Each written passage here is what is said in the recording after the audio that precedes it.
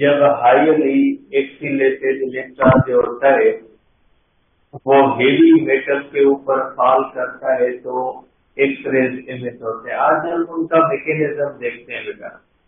तो इसी पॉइंट से हम आगे डिस्कस करते हैं बेटा कि जो एक्स रेज होते हैं बेटा, एक्स रेज है बेटा, तो इसके अंदर हमने ये जो पॉइंट पढ़ी थी कि X raise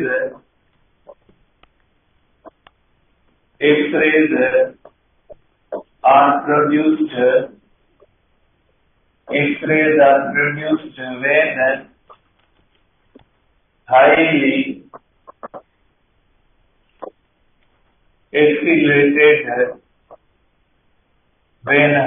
accelerated electron falls on heavy metal. जब हाईली एक्सीलेटेड इलेक्ट्रॉन जो होता है वो हेवी मेटल के ऊपर फॉल करता है तो एक्सरेज जो होते हैं वो पैदा होते हैं। अब इसके लिए अपैरेटस कौन सा होता है बेटा? इसके लिए अपैरेटस जो है वो कौन सा इस्तेमाल होता है? ठीक है, इसके लिए जो अपैरेटस इस्तेमाल होता है बेटा वो कोलिज ट्यूब होता है बेटा। ये कोलिज जो होता है बेटा ये उस बंदे का नेम है जिस बंदे ने ये जो है वो डिवाइस बनाया था। अब इसको आप इस तरह से देख सकते हैं बेटा, ये इस तरह से बेटा एक एवाक्यूटेड गिलास जो है वो ट्यूब होता है। आप इसको इस तरह से कह सकते हैं बेटा कि ये इस तरह से एक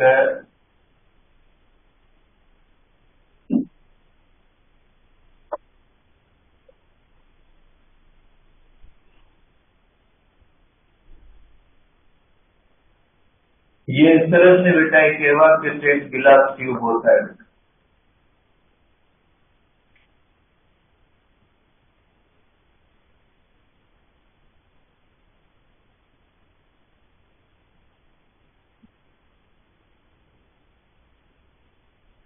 ये इस तरह से बेटा होता है, इसके अंदर एयर वगैरह नहीं होती, बिल्कुल खाली एक गिलास ट्यूब होता है। इसके अंदर बेटा इस तरह से एक हेवी जो मेटल होता है इसका पीस होता है बेटा। इसके अंदर इस तरह से एक हेवी मेटल होता है बेटा। इस हेवी मेटल का एक पीस लगा होता है बेटा और यहाँ पे इसके अंदर एक फिलामेंट होता है बेटा। फिलामेंट को हम करंट देते हैं बेटा इस तरह से। तो ये जो हमारे पास बेटा इस तरह का ये जो अपैरेटस बनता है इसको हम कहते हैं कोलिज ट्यूब। ये मॉडल है बेटा जो रंजन ने इस्तेमाल किया था बेटा, वो इससे थोड़ा डिफरेंट ट्यूब था जिसमें एक्सरेज को पैदा किया गया था। लेकिन ये जो मॉडर्न ट्यूब है ये एवाक्यूटेड गिलास ट्यूब होता है, ठीक है। और ये बिल्कुल अंदर से जो है वो खाली होता है, एयर वगैरह या गैस वगैरह इसके अंदर फिल्टर नहीं होती बेटा। अब हम क्या करते हैं, इसको हम देते हैं बेटा यहाँ पे इसको करंट देते हैं। करंट देने से इसमें से इस तरह से इलेक्ट्रॉन्स इमिट होते हैं। जब आप इस फिलामेंट को गर्म करते हो तो फिलामेंट से इलेक्ट्रॉन इमिट होते हैं और ये इलेक्ट्रॉन जब यहाँ पे आते हैं तो यहाँ पे होता है पॉजिटिव पोटेंशियल। यहाँ पे पॉजिटिव पोटेंशियल दिया जाता है। Positive potential of thousands of volts पे बहुत हाई पॉजिटिव पोटेंशियल दिया जाता है। आपको पता है इलेक्ट्रॉन के लिए जो पॉजिटिव पोटेंशियल होता है वो होता है एक्सीलरेटिंग पोटेंशियल बेटा। और इसको हम कहते हैं कि ये एक्सीलरेटिंग पोटेंशियल है बेटा, क्योंकि इलेक्ट्रॉन को ये एक्सीलरेट करेगा बेटा। और ये होता है बेटा, ये जो टारगेट मेटल होता है बेटा, इसको हम कहते हैं टारगेट मेटल बेटा। और ये जो टारगेट मेटल होता है बेटा, ये हेवी मेटल होता है। हेवी मेटल होता है, इसकी जो मेल्टिंग पॉइंट होती है बेटा, मेल्टिंग पॉइंट जो होती है, ठीक है, वो हाई होती है बेटा। और इसकी हीट कंडक्टिविटी जो होती है बेटा, हीट कंडक्टिविटी हाई, और इसकी हाई हीट कैपेसिटी बेटा। ये जो टारगेट मेटल होता है बेटा, इसको हम कहते हैं टारगेट मेटल। ये हेवी मेटल होता है और इसकी कुछ प्रॉपर्टीज होती है बेटा। जो टारगेट मेटल होता है वो हेवी मेटल होता है, उसकी मेल्टिंग पॉइंट बहुत ज्यादा हाई होती है और उसकी हीट कंडक्टिविटी हाई होती है, वो ज्यादा हीट को कंडक्ट कर सकता है और उसकी हीट कैपेसिटी भी ज्यादा होती है, ताकि वो हीट को ज्यादा से ज्यादा अपने अंदर एब्जॉर्ब करने की सलाहियत रखता हो बेटा। और ये जो होता है बेटा, इसको हम कहते हैं फिलामेंट बेटा, ठीक है। और फिलामेंट के अंदर होती है बेटा थर्मियोनिक इमिशन। इसके अंदर होती है बेटा थर्मियोनिक इमिशन। थर्मियोनिक इमिशन का मकसद है, जब हम इसको गर्म करते हैं, जब हम इसको गर्म करेंगे तो इसमें से इलेक्ट्रॉन निकलेंगे। तो ऐसी फिनोमेना जिसमें किसी भी चीज को गर्म करने से इस तरह से इलेक्ट्रॉन इजेक्ट हो, तो ऐसी फिनोमेना को हम कहते हैं कि ये थर्मियोनिक इमिशन है। तो बेटा ये इसके अंदर ये जो कूलिंग ट्यूब होता है, और ये जो यहाँ पे कटा हुआ होता है, ये 45 डिग्री पे कटा होता है। ये इस तरह से जो कटा हुआ होता है ना, इसके हॉरिजॉन्टल के साथ एंगल कौन सी बनती है, 45 डिग्री बनती है। तो ये बेटा जो डिवाइस है, जो ऑपरेटर्स है, इसको हम कहते हैं कि ये कूलिंग ट्यूब है, ठीक है। अब इसमें एक्सरेज कैसे पैदा होते हैं बेटा? हम क्या करते हैं बेटा, यहाँ पे इसको फिलामेंट को करंट देते हैं। जैसे ही हम फिलामेंट को करंट देंगे, ये फिलामेंट गर्म होगा और इसमें से इलेक्ट्रॉन निकलेंगे। इलेक्ट्रॉन के निकलने की जो फिनोमेना है आफ्टर हीटिंग, इसको थर्मियोनिक इमिशन कहा जाता है। ये इलेक्ट्रॉन जो होते हैं बेटा, ये बहुत तेजी से जो होंगे, ये इस टारगेट मेटल की तरफ आएंगे, क्योंकि टारगेट मेटल क्या होता है, पॉजिटिव होता है। तो ये इस तरह से होता है बेटा। अगर इस तरह से हम पॉजिटिव पोटेंशियल रखें और यहाँ से किसी इलेक्ट्रॉन को इस तरह से फ्री छोड़े, तो इलेक्ट्रॉन इस तरह से काइनेटिक एनर्जी गेन करेगा। और यहाँ पे अगर पॉजिटिव पोटेंशियल है, ठीक है, तो काइनेटिक एनर्जी डायरेक्टली प्रोपोर्शनल हो जाएगी V के। तो इस तरह से ये जो इलेक्ट्रॉन निकलेगा, ये नेगेटिव चार्ज रखता है, क्योंकि इलेक्ट्रॉन के ऊपर नेगेटिव चार्ज होती है। और सामने जो टारगेट मेटल होता है, इसके ऊपर चार्ज होती है वो पॉजिटिव होती है। और ये इलेक्ट्रॉन बहुत तेजी के साथ इस तरह से टारगेट मेटल के अंदर जाके स्ट्राइक करेगा। और इलेक्ट्रॉन पेनिट्रेटिंग पार्टिकल है। इलेक्ट्रॉन जब बहुत हाई एनर्जी के साथ किसी भी चीज से स्ट्राइक करता है, तो उसके अंदर पेनिट्रेट करता है और इलेक्ट्रॉन इस हेवी मेटल के अंदर पेनिट्रेट करेगा। और इलेक्ट्रॉन जैसे ही इस हेवी मेटल के अंदर पेनिट्रेट करेगा, तो हेवी मेटल जो होता है ना, उसके न्यूक्लियाई की पॉजिटिव चार्ज ज्यादा होती है, ठीक है। जो न्यूक्लियाई होते हैं, जो हेवी मेटल के जो न्यूक्लियाई होते हैं, उसकी पॉजिटिव चार्ज ज्यादा होती है।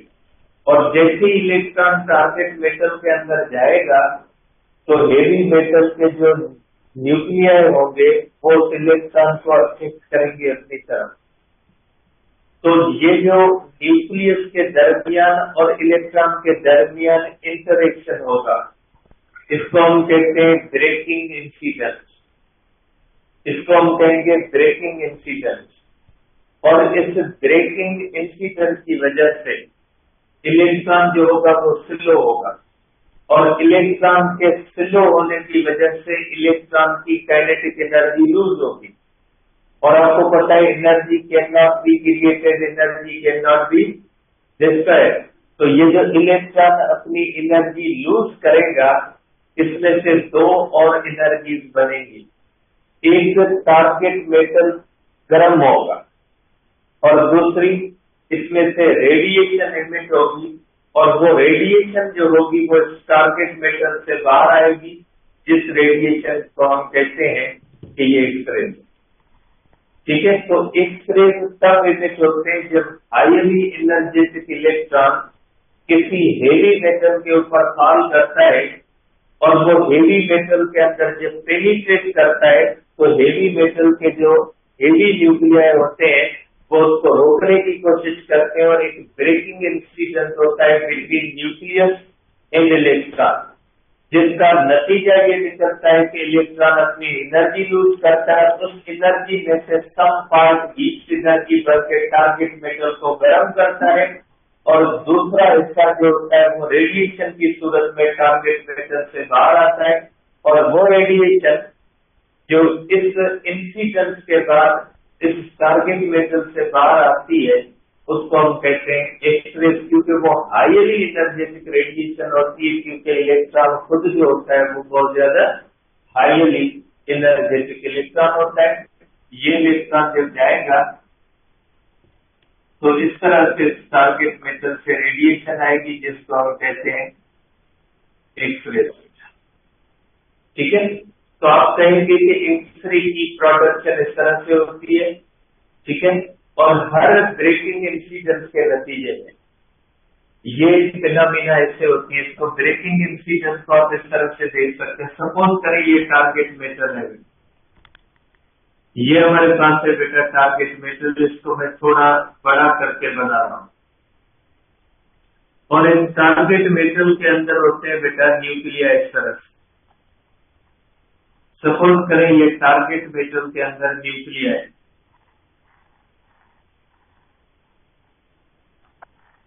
ये टारगेट मेटल के अंदर न्यूक्लियाई है।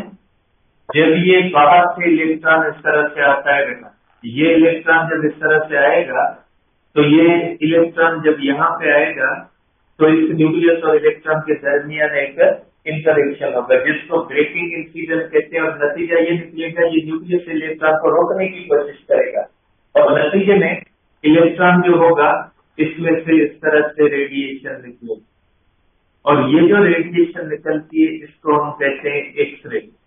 और ये जो इंटरेक्शन होता है, ये जो इंटरेक्शन होता है इसको हम कहते हैं ब्रेकिंग इंसिडेंट बेटा, इसको हम कहते हैं ब्रेकिंग इंसिडेंट बेटा। ठीक है, और उसके बाद ये इलेक्ट्रॉन आगे जाता है, आगे जाएगा, यहाँ पे ब्रेकिंग इंसिडेंट करेगा, एक एक्सरे निकलेगा।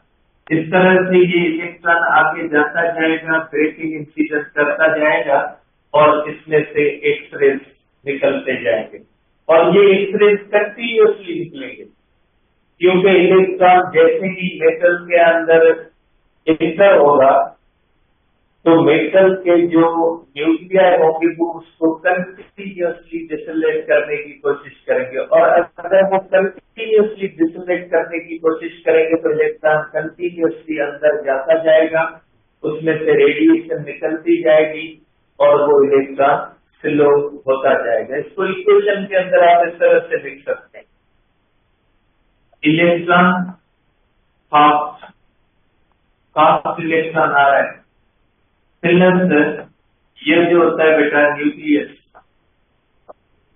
क्योंकि ये इंटरेक्शन किसके दरमियान होता है बेटा, इंटरेक्शन होता है फास्ट इलेक्ट्रॉन प्लस किसके दरमियान होता है बेटा,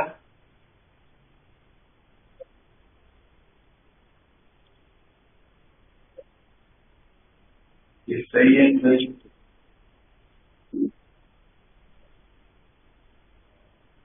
हाँ,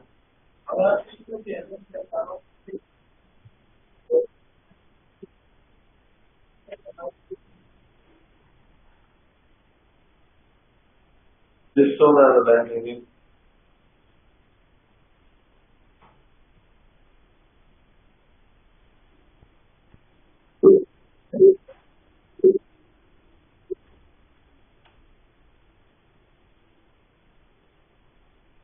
नहीं, पोर्ट खराब है।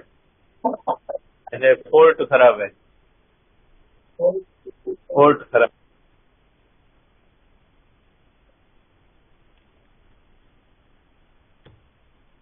नहीं, पोर्ट चेंज कराए बटो।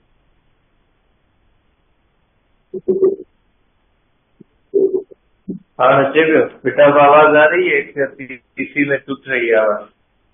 अब आ रही है आवाज? ठीक है। तो बेटा इसको हम इस तरह से कह सकते हैं, ई फास्ट प्लस न्यूक्लियस होता है बेटा। इसमें से जो है वो इलेक्ट्रॉन जो होता है बेटा वो स्लो हो जाता है। ब्रेकिंग इंसिडेंस होता है बेटा, यहाँ पे होता है ब्रेकिंग इंसिडेंस, इलेक्ट्रॉन बेटा स्लो हो जाता है और प्लस एच न्यू इसमें से एक्सरे निकलता है। ठीक है, तो इस तरह से आप कह सकते हैं इलेक्ट्रॉन फास्ट आ रहा होता है, हेवी न्यूक्लियस के करीब आता है, हेवी न्यूक्लियस और इलेक्ट्रॉन के दरमियान ब्रेकिंग इंसिडेंस होता है, ब्रेकिंग इंसिडेंस के नतीजे में इलेक्ट्रॉन स्लो होता है, अपनी एनर्जी लूज करता है और वो एनर्जी दो अदर फॉर्म्स ऑफ एनर्जी में कन्वर्ट हो जाती है। एक हीट एनर्जी जो टारगेट मेटल को गर्म करती है, और दूसरी इसके अंदर जो होगी बेटा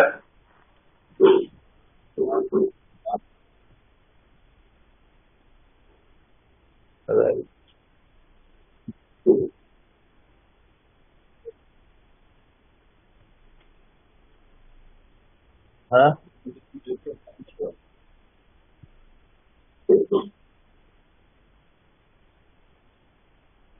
नंबर केड़ो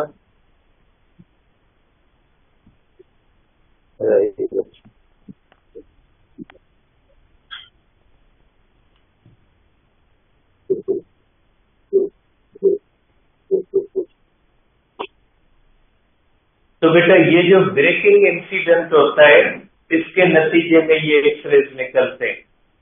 अब इन एक्सरेज की एक होती है क्वालिटी और दूसरी होती है इनकी बेटा इंटेंसिटी। ठीक है, अब ये क्वालिटी क्या होती है और इंटेंसिटी क्या होती है बेटा? तो क्वालिटी ऑफ एक्सरेज बेटा, अब इसमें जो पहली होती है बेटा वो क्वालिटी ऑफ एक्सरेज बेटा, quality refers to energy of X rays बेटा। एनर्जी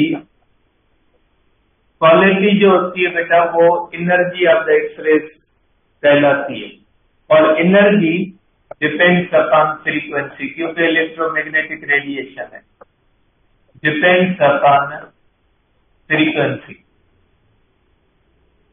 ठीक है बेटा, अगर एक्सरेज की फ्रीक्वेंसी ज्यादा है तो न ले मेंटेनेंस की जरूरत है तो जब पोर्ट चेंज कराएगी बेचारा ही हाली यदि सका अभी बार आरोग्य जबरदस्ती हर सब तक है।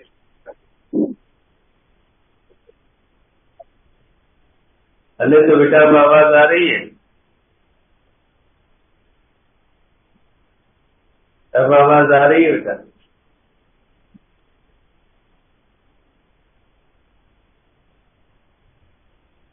सही है।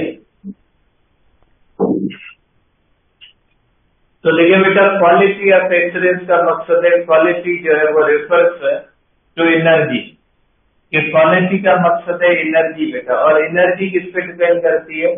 फ्रीक्वेंसी पे। तो यहाँ पे आप देख लीजिए बेटा, kinetic energy is directly proportional to the accelerating potential बेटा। जितना टारगेट मेटल का पोटेंशियल ज्यादा होगा उतनी इलेक्ट्रॉन के पास काइनेटिक एनर्जी क्या होगी? ज्यादा। और जितनी इलेक्ट्रॉन के पास काइनेटिक एनर्जी ज्यादा होगी उतनी उस इलेक्ट्रॉन में हाई एनर्जेटिक रेडिएशन निकलेगी। इसका मकसद है कि एनर्जी ऑफ द एक्सरेज जो होती है वो डिपेंड्स अपॉन जो है वो पोटेंशियल, टारगेट पोटेंशियल बेटा। तो आप कहोगे कि quality depends upon quality of X-rays depends upon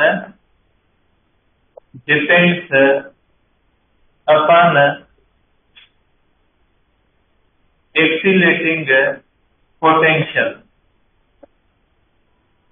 accelerating potential पे बेटा डिपेंड करती है। And is independent of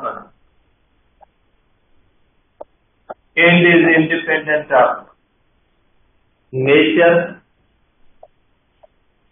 of metal. Number 2 filament current बेटा। फिलामेंट में करंट ज्यादा है या कम है? यहाँ पे करंट ज्यादा है या कम है, इस पे एक्सरेज की क्वालिटी डिपेंड नहीं करती। टारगेट के अंदर आपने कौन सा मेटल इस्तेमाल किया, इस पे भी क्वालिटी डिपेंड नहीं करती। क्वालिटी डिपेंड सिर्फ इस चीज पे करती है कि आपने टारगेट मेटल को कितना पोटेंशियल दिया है। क्योंकि अगर आप टारगेट मेटल को ज्यादा पोटेंशियल दोगे तो सामने से आने वाले जो इलेक्ट्रॉन्स होंगे वो ज्यादा हाईली एनर्जेटिक होंगे, और अगर इलेक्ट्रॉन्स हाईली एनर्जेटिक होंगे तो उनके अंदर एनर्जी ज्यादा होगी, और अगर उनके अंदर एनर्जी ज्यादा होगी तो वो ज्यादा एनर्जी वाली रेडिएशन एमिट करेंगे। इसलिए आप कहोगे कि एनर्जी ऑफ द एक्सरेज जो होती है वो डिपेंड करती है, एनर्जी ऑफ द एक्सरेज जो होती है वो डिपेंड करती है एक्सीलेटिंग पोटेंशियल पे। उसका कोई ताल्लुक नहीं होता फिलामेंट में करंट से या टारगेट मेटल की नेचर के ऊपर, उसका कोई भी ताल्लुक नहीं होता बेटा। और दूसरी होती है बेटा इसके अंदर इंटेंसिटी।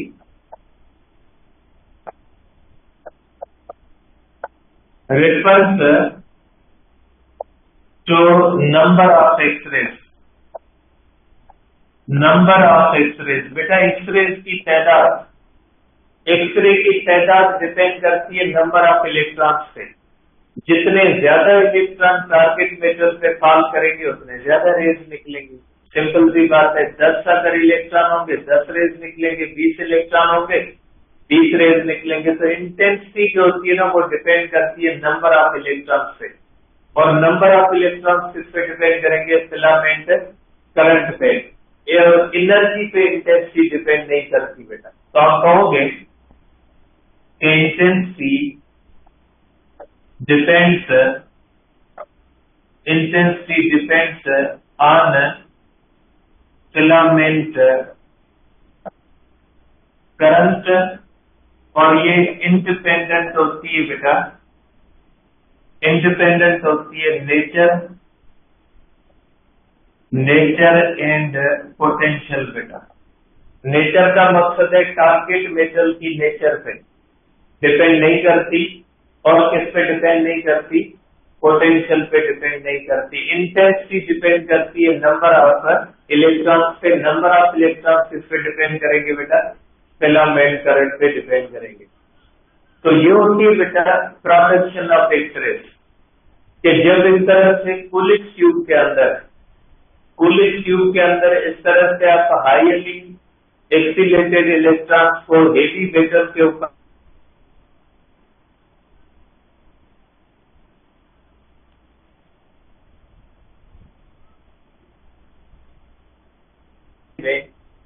जो इलेक्ट्रॉन होगा उसकी एनर्जी का लॉस होगा, और इलेक्ट्रॉन अपनी एनर्जी लूज करेगा in the form of heat and radiation. जो हीट होगी वो टारगेट मेटल को गर्म करेगी,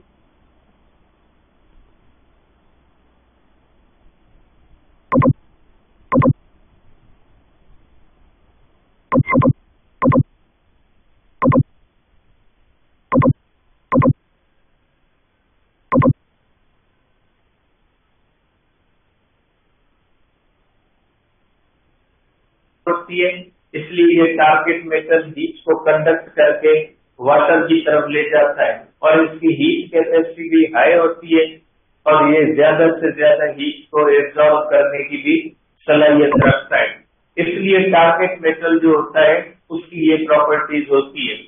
और ये हाई क्यों होता है, इसका नंबर हाई क्यों होता है? हाई इसलिए होता है ताकि इसका न्यूक्लियस हेवी हो, और न्यूक्लियस अगर ज्यादा हेवी होगा तो वो न्यूक्लियस इलेक्ट्रॉन को ज्यादा स्टॉप करने की कोशिश करेगा, और न्यूक्लियस जितनी ज्यादा स्टॉप करने की कोशिश करेगा उतनी इलेक्ट्रॉन ज्यादा एनर्जी लूज करेगा, और उतनी ज्यादा हाईली एनर्जेटिक जो है वो इलेक्ट्रॉन उसमें से एक्सरेज जो है वो निकलेंगे। मैंने यहाँ पे लिखा है कि quality depends upon accelerating potential, लेकिन अगर स्ट्रिक्टली स्पीकिंग तो quality also depends upon nature of target metal, लेकिन नेचर ऑफ टारगेट मेटल का रोल जो होता है ना वो बहुत थोड़ा होता है। और टारगेट मेटल जितना हेवी होगा ना उतना ज्यादा इलेक्ट्रॉन को डिसोनेट करेगा और उतनी हाई एनर्जी एक्सरेज इमिट होंगे, लेकिन इसका रोल कम होता है, इसलिए हम कहते हैं इसके ऊपर डिपेंड नहीं करता बेटा। अब इसके बाद है हमारे पास स्पेक्ट्रम ऑफ एक्सरेज बेटा। एक्सरे स्पेक्ट्रम बेटा। अब अगर बेटा एक्सरे का स्पेक्ट्रम बनाएंगे, स्पेक्ट्रम, अब एक्सरे कोई विजिबल लाइट है नहीं बेटा, एक्सरे का स्पेक्ट्रम प्रिज्म से या आम डायफ्रैक्शन ग्रेटिंग से नहीं बनेगा। एक्सरे की डिफ्रैक्शन जो होती है वो आम तरीकों से नहीं होती, क्योंकि एक्सरे की वेवलेंथ बहुत ही लो होती है बेटा। Spectrum of X rays is obtained using great crystal बेटा। ये ब्रेक क्रिस्टल से स्पेक्ट्रोमीटर इस्तेमाल करते हैं बेटा। स्पेक्ट्रोमीटर हम इस्तेमाल करते हैं इसका स्पेक्ट्रम ऑब्टेन करने के लिए, और इसका स्पेक्ट्रम ऐसे ही बनाया जाता है जैसे बोन अगर टूट जाती है फिर हम एक्सरे नहीं लेते उस स्केलेट के ऊपर, तो इसका स्पेक्ट्रम उस स्केलेट के ऊपर बनाए, क्योंकि हम आई से तो देख नहीं सकते, इसलिए उसका इमेज बनाया जाता है। फिर इमेज को हम एनालाइज करते हैं कि इसमें किस किस्म का स्पेक्ट्रम बनाया बेटा। ठीक है, तो हम कहोगे बेटा कि spectrum of X rays consist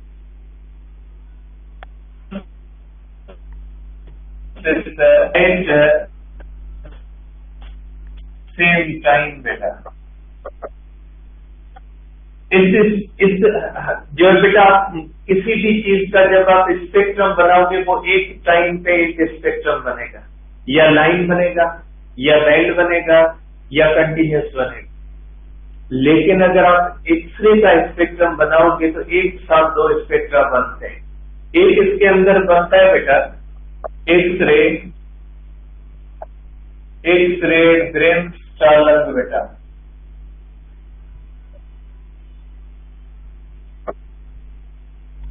x ray ब्रेनस्टालर बेटा, इसका मकसद है ब्रेकिंग इंसिडेंट, जर्मन वर्ड है बेटा, मीन्स ब्रेकिंग। और दूसरा होता है इसके अंदर लाइन स्पेक्ट्रम बेटा, जिसको हम कहते हैं कैरेक्टरिस्टिक स्पेक्ट्रम बेटा। इसको हम कहते हैं कैरेक्टरिस्टिक स्पेक्ट्रम बेटा, और इसको एक्सरे ब्रेनस्टालर को कहते हैं कंटिन्यूस स्पेक्ट्रम बेटा। ये कंटिन्यूस स्पेक्ट्रम होता है। इसके अंदर एक कंटिन्यूस स्पेक्ट्रम बनता है और दूसरा लाइन स्पेक्ट्रम बनता है। एक्सरे का एक साथ दो स्पेक्ट्रा बनते हैं, उसके अंदर कंटिन्यूस स्पेक्ट्रम भी बनता है, लाइन स्पेक्ट्रम भी बनता है। पहले हम पढ़ते हैं कंटिन्यूस स्पेक्ट्रम बेटा, कि कंटिन्यूस स्पेक्ट्रम क्यों बनता है। कंटिन्यूस स्पेक्ट्रम क्यों बनता है बेटा? देखिए बेटा,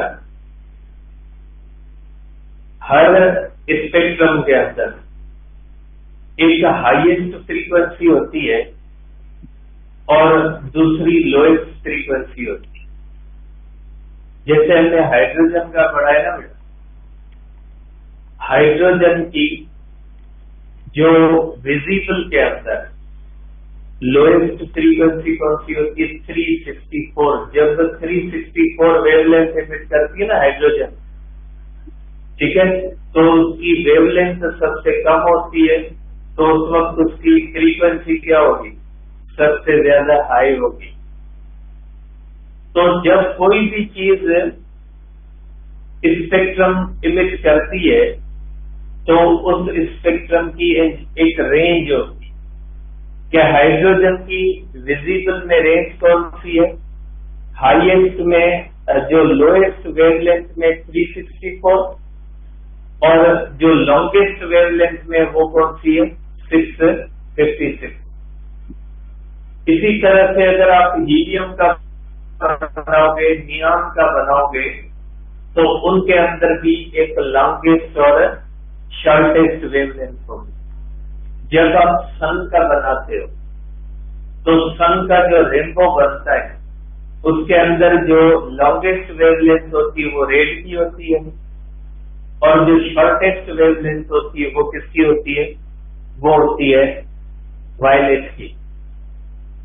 तो कोई भी चीज जब रेडिएशन एमिट करती है तो उसमें एक हाई रेंज होती है और दूसरी क्या होती है? लो रेंज होती है, और वो डिपेंड करती है उस चीज की नेचर पे। अब ये जो एक्सरेज इमिट होते हैं ना, इसमें जो कंटिन्यूअस स्पेक्ट्रम बनता है, इस कंटिन्यूअस स्पेक्ट्रम में भी जाहिर सी बात है एक लोएस्ट वेवलेंथ होगी, शॉर्टेस्ट वेवलेंथ होगी और दूसरी क्या होगी? लॉन्गेस्ट वेवलेंथ होगी। ठीक है, तो ये जो शॉर्टेस्ट वेवलेंथ होती है ना, ये डिपेंड करती है एक्सीलरेटिंग पोटेंशियल। ठीक है, नहीं समझे? अब इसको इस तरह समझे। सपोज करें ये टारगेट मेथड है, इसके ऊपर पोटेंशियल हमने रखा 10 किलो वोल्ट। ठीक, समझे थोड़ा ध्यान। यहां से इलेक्ट्रॉन आ रहा है, इस इलेक्ट्रॉन की काइनेटिक एनर्जी 1 है। इसमें से जो एक्सरे निकलता है, इसमें जो एक्सरे निकलता है इसका आप समझे कि सबसे कम वेवलेंथ जो है, सपोज कर लेता हूं मैं, सबसे कम वेवलेंथ जो है वो 20 निकलती, मैं सपोज कर रहा हूं। ठीक, अब सपोज करें ये टारगेट मेटल है, इसके ऊपर आपने रख लिया 15 किलो वोल्ट। तो यहां से जो इलेक्ट्रॉन आ रहा है इसकी काइनेटिक एनर्जी बन गई 2। इसकी काइनेटिक एनर्जी ज्यादा है, इसकी काइनेटिक एनर्जी ज्यादा है। तो अगर इसमें आप देखोगे तो लैम्डा मिनिमम बन गई 15। ठीक है, अगर आप एक्सीलरेटिंग पोटेंशियल कर दोगे 20 किलो वोल्ट, तो यहां से अगर इलेक्ट्रॉन आ रहा है, आप समझे अब लैम्डा मिनिमम जो है ये 10 के जो एक्सरेज निकलते हैं ना, जो कंटिन्यूअस एक्सरेज निकलते हैं, ठीक है, जो कंटिन्यूस, जाहिर है कंटिन्यूअस स्पेक्ट्रम कौन बनाएगा? Continuous X rays. इसका मतलब है कि एक्सरेज कंटिन्यूअस निकलते हैं। अगर एक्सरेज कंटिन्यूअस निकलते हैं तो उनका स्पेक्ट्रम कौन सा होगा? कंटिन्यूअस होगा। और ये कंटिन्यूअस एक्सरेज कौन इमिट करता है? ये जो बाहर से आने वाला इलेक्ट्रॉन होता है ना, जब ये टारगेट मेटल के अंदर जाता है तो कंटिन्यूअसली डिसिलेट होता है। अगर ये कंटिन्यूअसली डिसिलेट होगा तो इसमें से निकलने वाली रेडिएशन भी क्या होगी? कंटिन्यूअस होगी, और उसका स्पेक्ट्रम भी क्या बनेगा? कंटिन्यूअस। लेकिन उस कंटिन्यूअस स्पेक्ट्रम के अंदर जो शॉर्टेस्ट वेवलेंथ होती है या जो हाईएस्ट फ्रीक्वेंसी होती है वो किस पे डिपेंड करती है? Stopping potential, sorry accelerating potential. Accelerating potential जितना ज्यादा होगा उतनी ज्यादा एनर्जी इलेक्ट्रॉन के पास होगी और उतनी ज्यादा एनर्जेटिक एक्सरे इमिट करेगा। तो इसका मकसद है कि shortest wavelength or highest frequency in continuous spectrum of X-rays depends upon accelerating potential. इसका मतलब ये होता है कि आपके बुक में लाइन लिखी हुई है बेटा, तो आप कहोगे कि continuous spectrum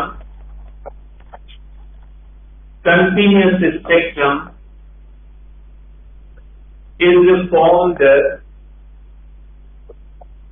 bye hard X rays, by X-rays emitted by external electron when it is decelerated by target metal।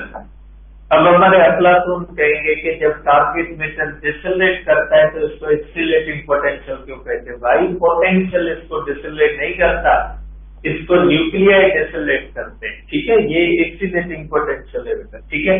आप इसको इस तरह से कहोगे कि सपोज करें ये हमारे पास टारगेट मेटल है, इसमें न्यूक्लिया है, ये इलेक्ट्रॉन जैसे ही इसके अंदर इंटर होगा कंटिन्यूसली डिसलेट होगा, कंटिन्यूसली रेडिएशन एमिट करेगा, तो इसका स्पेक्ट्रम क्या होगा? कंटिन्यूस। और आप कहोगे कि इसमें highest frequency and smallest wavelength in continuous spectrum depends upon accelerating potential. ये किस पे डिपेंड करती है बेटा? एक्सीलेटिंग पोटेंशियल पे डिपेंड करती है। अगर आप एक्सीलेटिंग पोटेंशियल चेंज करोगे, कंटिन्यूस स्पेक्ट्रम चेंज हो जाएगा।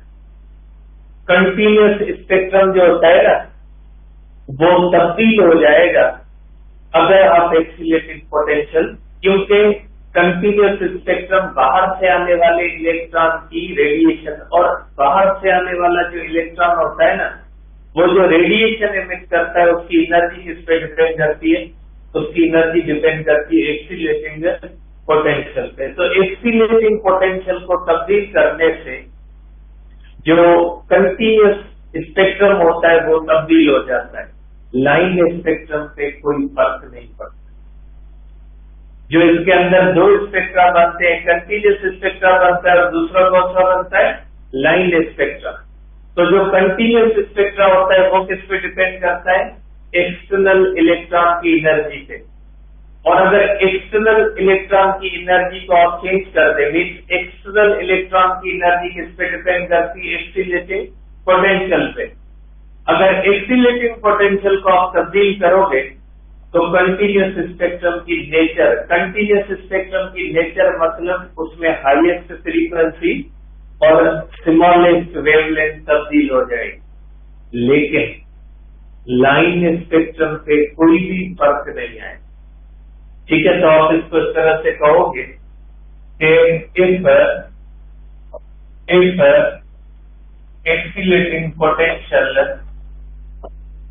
accelerating potential is changed, then